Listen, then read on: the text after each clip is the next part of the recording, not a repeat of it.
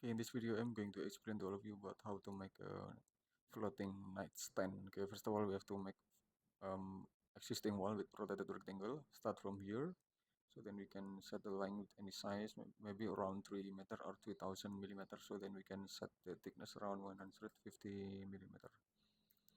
Okay, and then we have to push it up around 3 meter only. Okay, just something like this, and then we can make it group. And also we can make the floating nightstand with the basic shape with the rectangle or rotated rectangle. Maybe we can use a rectangle for example, just something like this. We can set the length around 1500 and the height itself are around 300 millimeter or 30 centimeters. So then we have to click it all, and then we can to push it to the front. We have to push it forward or pull it forward, and then we can set the length around 350 millimeter.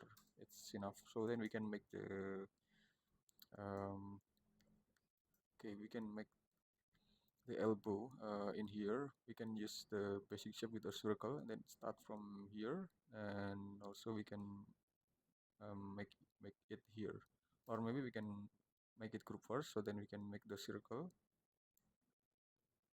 Okay, sorry, we can make the circle by a right axis, so then we can click it and then we can move it until this position. So and then we can uh, cut it, and then we can enter this group, so then we can paste in place, and we have to delete some unnecessary line, and then we have to push it until the limit, just something like this. And also we can make the another material.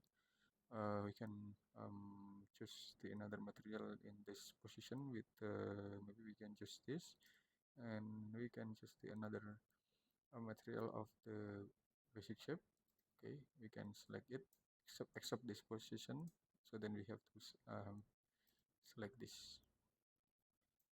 Okay, this is about the floating nightstand anyway. Okay, thanks for watching. I hope it will be of benefit to all of you, and just wait for my next video in this channel. Thank you.